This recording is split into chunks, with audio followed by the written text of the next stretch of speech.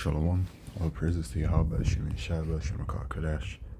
And double honors unto the apostles and elders of GMS, to the true leaders of Israel today. And salutations to all the Akim who do this work in truth and sincerity, risking their lives and their freedoms to do so, as well as the scattered Israelites who come looking like the heathen, but are not by way of their forefathers' seeds or Israelite men. The true name of the Most High is Yahweh, and his son's name is Yahushai. And the Lord's holy chosen people are the so-called niggers, Latinos, and Native Americans, as were the ones who suffer under the curses in the book of Deuteronomy. My name is Akalia, and I'm from GMS Jamaica Kingston Camp, and I'm just going to talk about prophecy, because we're in those days, man. We're in the days where you can clearly see all kinds of things are building up to the manifestation of several of these prophecies. The mark of the beast prophecy, which is a mark chip, the World War III prophecy, the destruction of America, which is Meshach Babylon the Great, the prophecy, the famine prophecy, the buildup of the pestilence, the sword, everything that Yahweh Shemeshah will bring into this world, man. The famine of the word prophecy, Jacob's trouble prophecy, like all of these things are coming swiftly, you know. And for those that can't see it, I mean, it is what it is. But the Lord has put the Spirit upon the prophets who have been set up to warn you people, to let you people know that these prophecies are coming, man. Okay? It says in 2 Ezra chapter 15 and verse 1, Behold, speak thou in the ears of my people the words of prophecy which I will put in thy mouth, saith the Lord, and cause them to be written in paper, for they are faithful and true. Fear not the imaginations against thee, let not the incredulity, the unbelief of them trouble thee that speak against thee, for all the unfaithful shall die in their unfaithfulness. Behold, saith the Lord, I bring plagues upon the world, the sword, famine, death, and destruction. For wickedness hath exceedingly polluted the whole earth, and their hurtful works are fulfilled. Alright, so the Lord is going to be bringing severe judgment to this place, man. And upon the children of Israel it will be called that time of Jacob's trouble.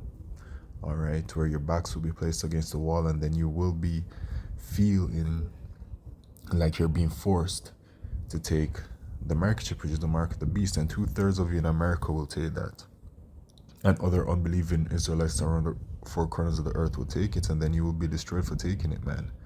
Alright, and if you don't have the covering of Yahweh Shemeshai with you, then you're gonna be destroyed, man. Alright, you have to pray that the Lord covers you in these days that are coming, right? For wickedness hath exceedingly polluted the whole earth, right? And the inhabitants are wicked, because the people that are ruling are wicked. In 2 Ezra chapter 9 and verse 1, it says, He answered me then and said, Measure thou the time diligently in itself, and when thou seest parts of the signs past which I have told thee before, then shalt thou understand that this is the very same time wherein the highest will begin to visit the world which he made.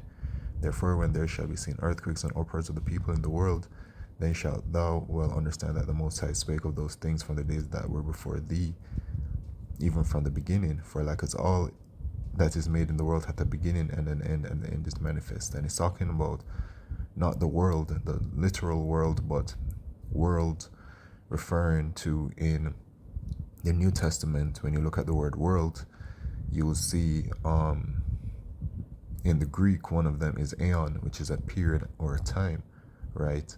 So the world is exceedingly wicked and polluted because of the people that are ruling right now, the Edomites, the so-called white men, all right, the basis of men, right? And it is their world that's coming to an end, right? And the beginning after will be the kingdom of Israel, as it says in 2 Ezra chapter 7, for Esau is the end of the world, and Jacob is the beginning of it that followeth, right? And, you know, you see signs that show you that we're at the end of this age of time, the rulership of the Edomites, such as the earthquakes and the upwards of the people. And I was actually on Routers looking up some articles, and I saw just even on the front page, protesters. You know, people are constantly protesting, people are constantly upset. Why?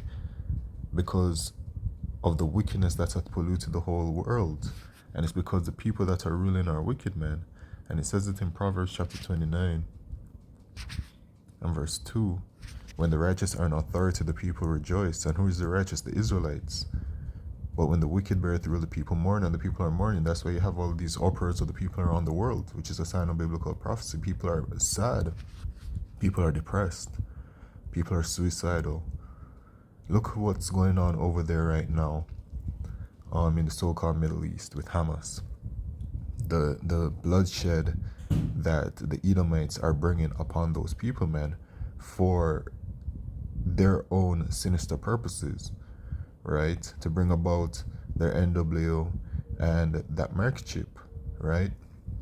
They're making all kinds of moves, man. All right, to do that, but these things must all happen because of biblical prophecy, right? And I mentioned that, you want to have that covering from the Lord because it says that this is what's coming, okay? Salakia, Jacob's trouble. 2nd Ezra 15 and verse 14. Woe to the world and them that dwell therein. For the sword and their destruction draweth nigh, when people shall stand up and fight against another, and swords in their hands. For there shall be sedition among men, and invading one another. They shall not regard their kings nor princes, and the course of their actions shall stand in power. So it's going to become pandemonium. It's going to be chaotic out in these streets eventually, man.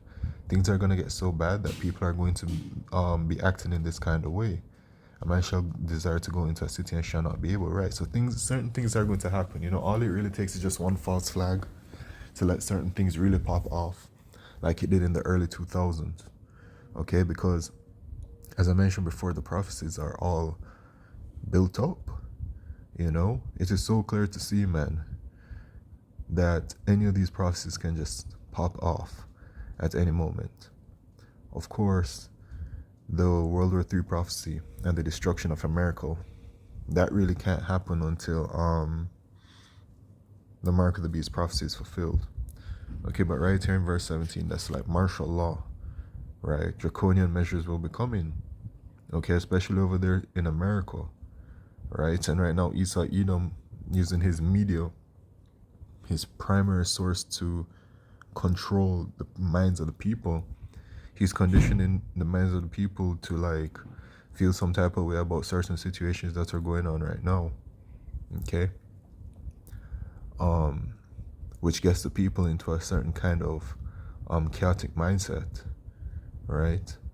For because of their pride, the city shall be troubled, the houses shall be destroyed, and men shall be afraid. A man shall have no pity upon his neighbor, but shall destroy their houses with the sword, and spoil their goods because of the lack of bread and for great tribulation, right? So that famine, and when that famine comes, that's when a lot of things are just going to be crumbling, in regards to how people are and how people act towards each other. But this must come. It's a part of Bible prophecy. Famine.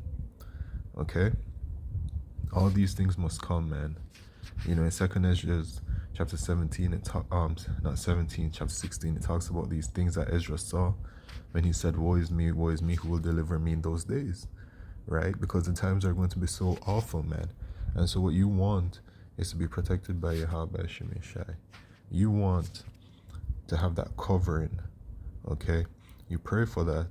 But of course, the thing is that you can't really do anything for it, because the Lord chooses whoever the Lord wants to choose, and the elect were chosen from the very beginning, from the foundations of the earth, when the earth was created. So really, the elect will be protected no matter what, right? And so what you should really hope for is that you have the spirit of an elect member. And the spirit of an elect member is one who repents to Yahweh Shemeshai, believes in Yahweh Shemeshai, but first of all, before that, is an Israelite, as only an Israelite can be saved. All right, and only the Israelites have the promises. But here it is, what you should seek or hope to have. Ezekiel chapter 9 verse 4. And the Lord Yahweh said unto him, go through the midst of the city, through the midst of Jerusalem, and set a mark upon the foreheads of the men that sign, that cry for all the abominations that be done in the midst thereof. And this mark on the forehead is a different mark than the one spoken about in Revelation chapter 13 and verse 16 regarding the mark of the beast. This is a mark of exemption from judgment, right? The elect will have this mark.